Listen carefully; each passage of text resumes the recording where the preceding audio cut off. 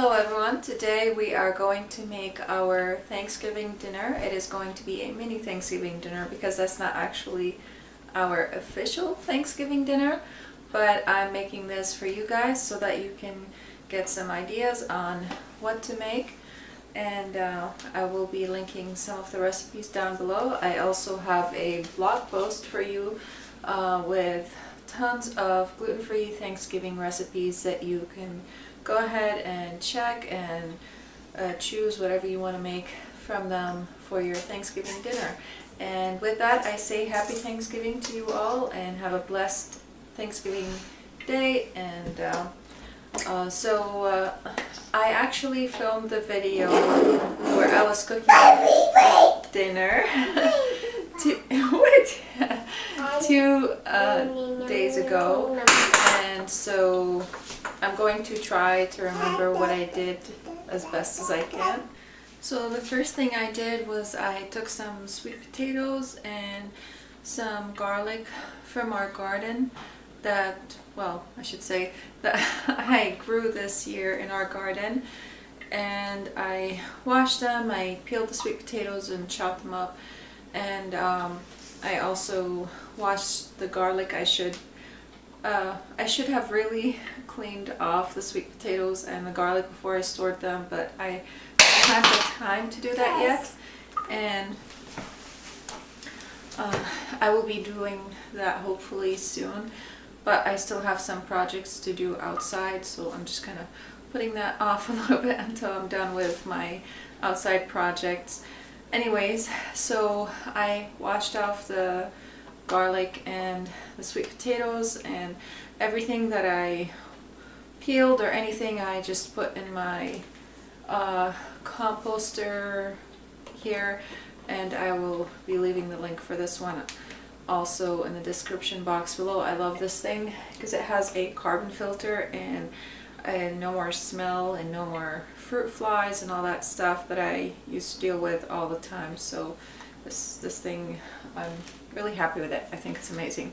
Anyways, so I also got a pre-marinated chicken just to make it a little easier on myself, and it was marinated with some herbs and just salt, I think, and pepper, nothing fancy, but I thought this would just help the flavors to be more absorbed. And I added some orange juice. I squeezed some orange juice on top of the chicken, and I put half an orange inside it. I also stuffed it with some of the sweet potatoes that I grew, and those sweet potatoes are not the same as the orange flesh sweet potatoes. They're a little milder. I would have loved to stuff it with some of yeah, it happened. Do you like the sweater? Yeah? I would have loved to stuff it with some chestnuts, but it's really difficult for me to find chestnuts in our area. They usually come in these pre-packaged, pre-peeled chestnuts in like really small bags, and usually they're not cheap.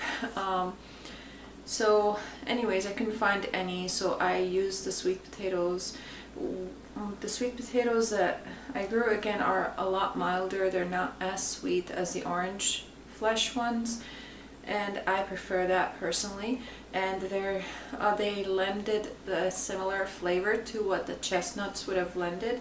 And I also put about 3 cloves of garlic inside the chicken, and I put the rest of the sweet potatoes and the garlic around the chicken, and then I added some thyme that I grew also over the chicken and over the sweet potatoes, some freshly ground black pepper, and some salt. Now, I don't have this recipe on the blog just because I kind of winged it as I went, and it turned out really good. I was super happy with it.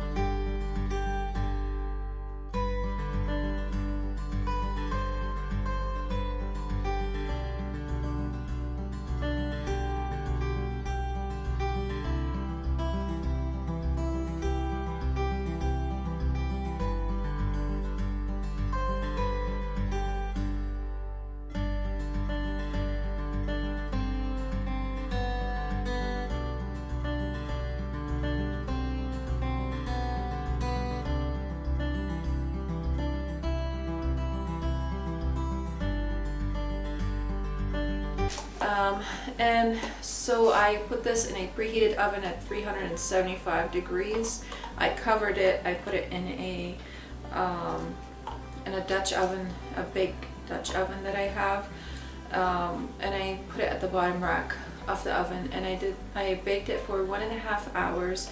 And after I put it in the oven, a half hour passed, and I totally forgot that I wanted to add carrots, so I ended up adding the carrots in with the chicken after I have started cooking it. But that was totally fine because then the carrots didn't overcook. And while the chicken was being baked, I grabbed another head of garlic, and I put it in some aluminum foil, and I drizzled it with some olive oil. I wrapped it up with the aluminum foil, and I put it at the bottom rack in the oven and let it roast for about 45 minutes.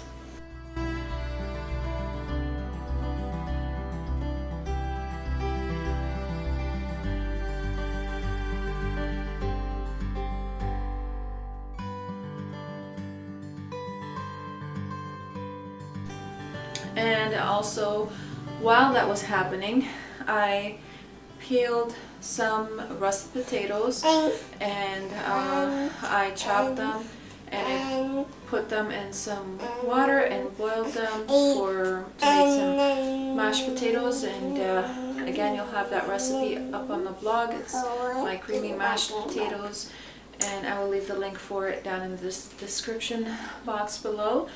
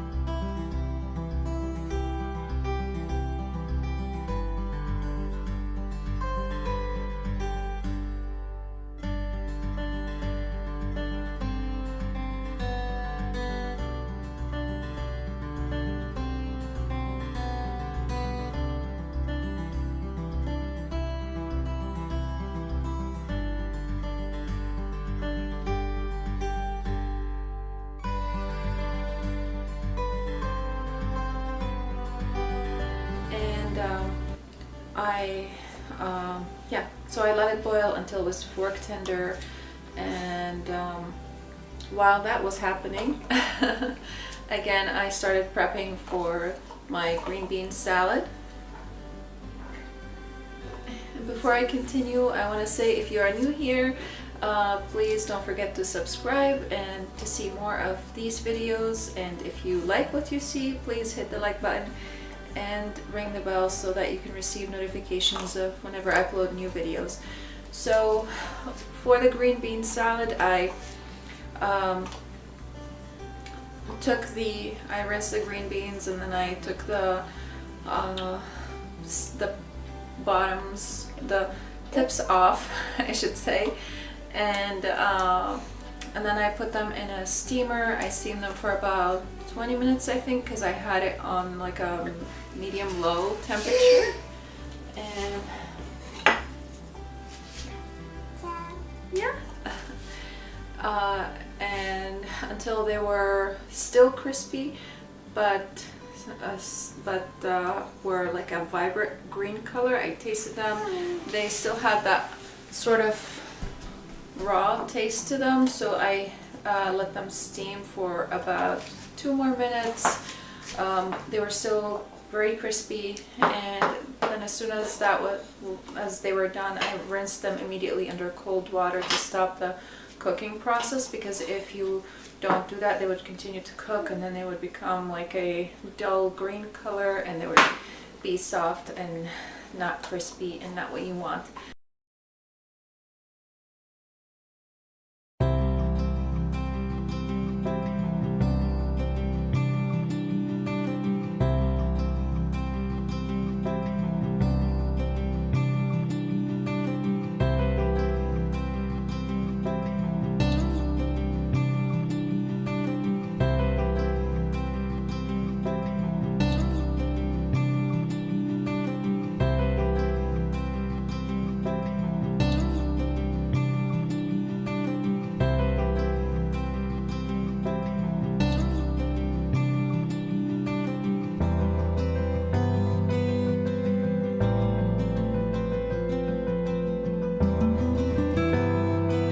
So, and then while the green beans were cooking and the potatoes were done being cooked, I took the potatoes and I drained them, and I mashed them up, added some sour cream and some butter and some thyme and the roasted head of garlic. I took the bottom off and I squeezed the garlic into the mashed potatoes. And in my recipe, my original recipe, I say to add a crushed garlic or minced garlic, which is also amazing, but I just wanted to have that roasted garlic flavor to it. So if you want, you could also do that.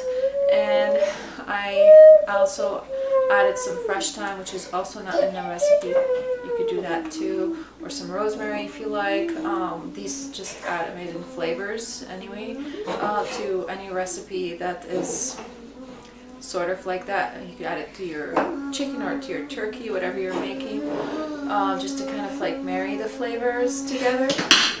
And I just added some hot milk, and I added the sour cream last just so that it wouldn't clump up with all the heat of the potatoes and the milk and all that. So after I mashed the potatoes and I mixed that with the milk and everything, I added the sour cream.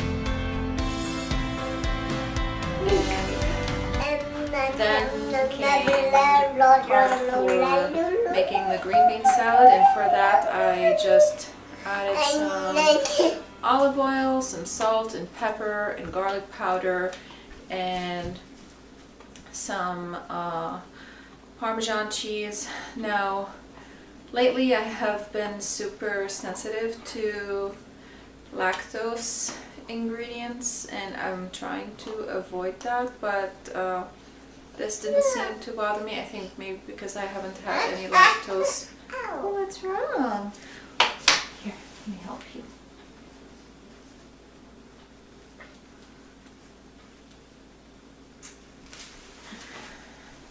Is that better? How? What?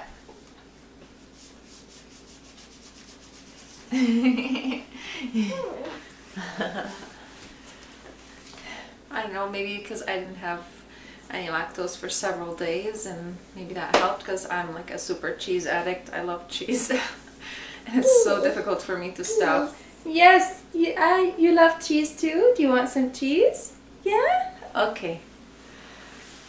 She wants cheese. Here you go. What do you say? What do you say? Yeah, and what else? Thank you. Can you say thank you? Please. Yeah, please. And thank you. Good job. Say thank you. Say thank you. Go ahead. Do it. Thank you. Go ahead. Do it. Do it. Thank you. Go ahead. Yeah. I love you. And after that I added some sliced almonds, and I could have roasted them also, but I was in a hurry and they tasted really good anyways.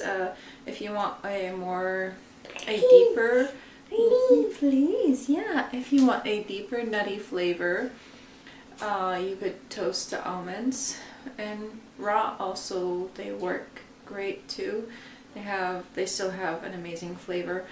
And then after all these things were done, I was working on the gravy. I have made some chicken broth a few days before, and I took some of that chicken broth to make the gravy. And okay, Mama, okay. So I made my mushroom gravy, and I added some butter, and I cooked the mushrooms in the butter. I sauteed the mushrooms in the butter.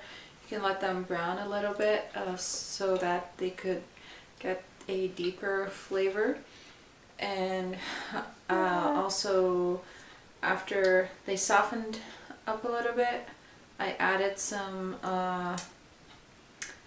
what do you call it? What did I add?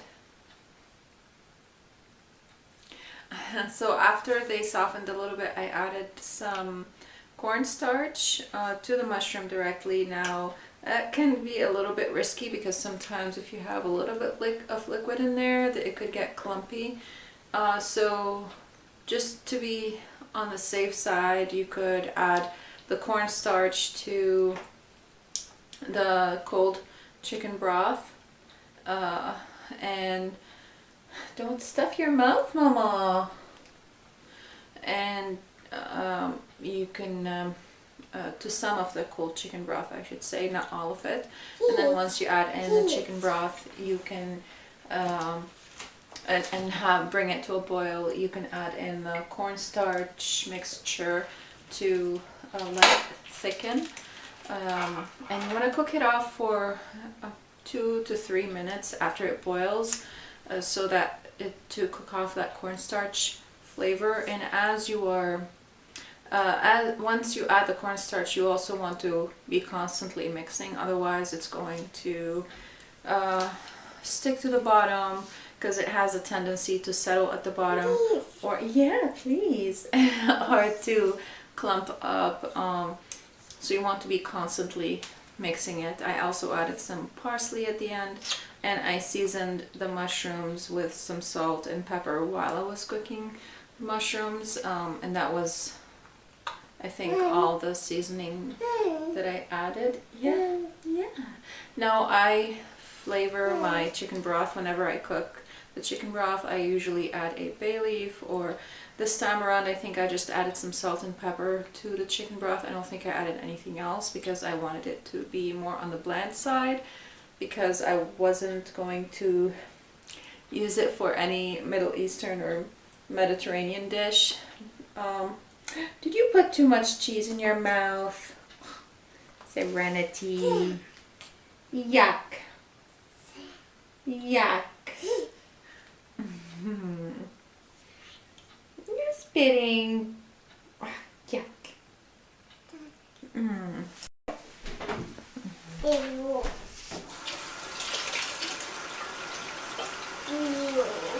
Ew.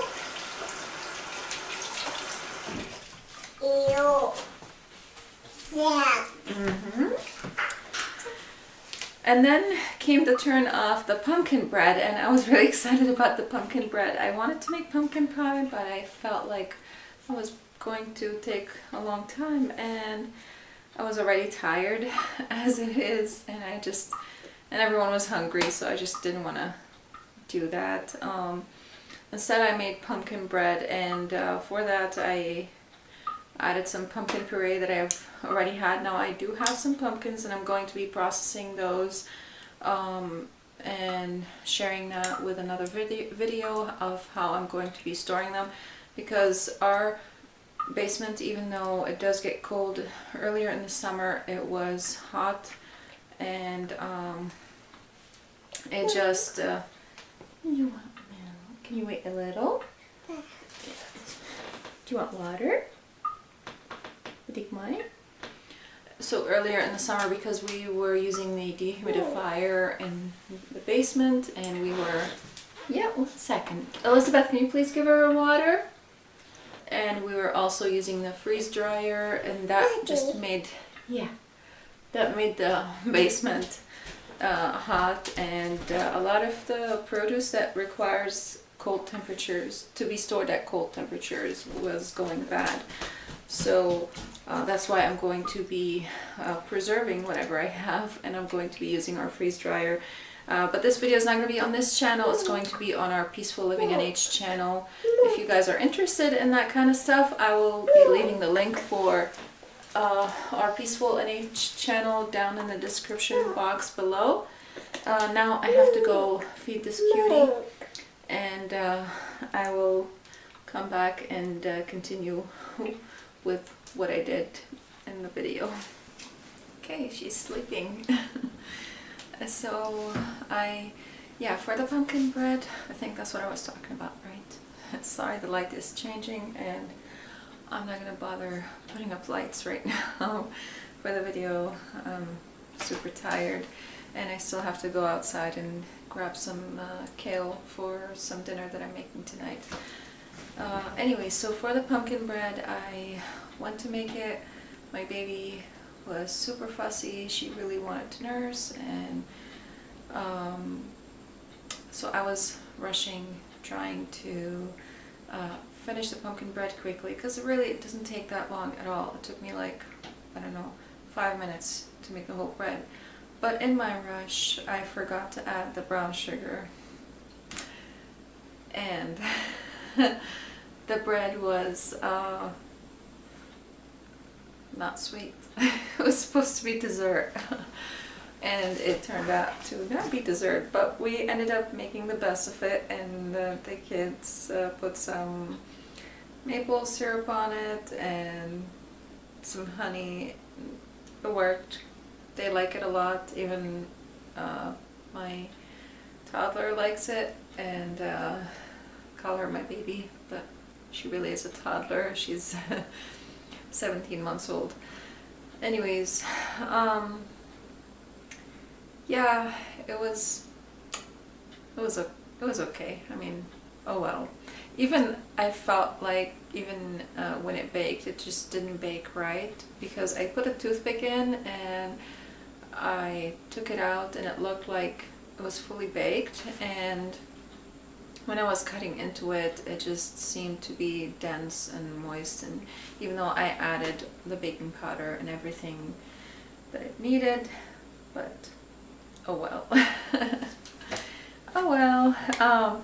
Anyways, I still don't have that recipe up on the blog yet. I'm gonna be trying it several times before I put it up on the blog, just to make sure that everything is the way how I want it to be. Like, I'm thinking about making pumpkin donuts. I don't know, you guys tell me, would you like to see that or not?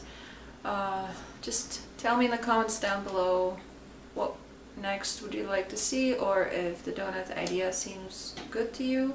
I do have a Middle Eastern donut recipe. Let me fix the camera here. Maybe this is better. I have dishes in the sink. Maybe this is better. I have dishes in the sink. I hope you guys don't mind. I don't think you can see them anyways. Oh well, it's only a little bit. Not much. I wanted to wash them, but my baby wanted attention. Anyways, so yeah, I just made a mini Thanksgiving dinner. I wanted to make a cranberry sauce, but I went to the fridge to grab the cranberries, and my kid have eaten most of them already. What was left was like about a quarter cup, and I didn't bother continuing with it. Oh, we like sour cranberries. It's something that my kids and I all like, so it's really hard to keep cranberries in the house without them disappearing before I actually can turn them into anything. But that's okay. So I hope you guys enjoyed this video. I hope you got some good ideas out of it. Again, I will be leaving all the links for the recipes that I've used in this video, and for the blog post with all the links to all the recipes that you guys can make for Thanksgiving. I hope this video is not too late. I tried to make this video earlier for you guys so that you can get ready earlier, but if you're still looking for ideas and for recipes for Thanksgiving, I hope that this video was helpful to you, and also the blog post. And again, don't forget to hit that subscribe button if you find these videos helpful, and if you want more gluten-free cooking videos. And also, again, if you are interested in food preservation, gardening, beekeeping, food storage, and self-sufficiency and all that stuff, head on over to Peaceful Living NH YouTube channel, and I will leave the link for it down in the description box below, and hit that subscribe button so that you can also see more of those kinds of videos, because over here I try to keep it gluten-free cooking videos only, just because I know that's what the majority of people are interested in. But again, if you are interested in more of that kind of stuff, head on over to Peaceful Living NH YouTube channel, and you can see all that stuff there. So thank you guys so much for watching, and I'll see you again next time.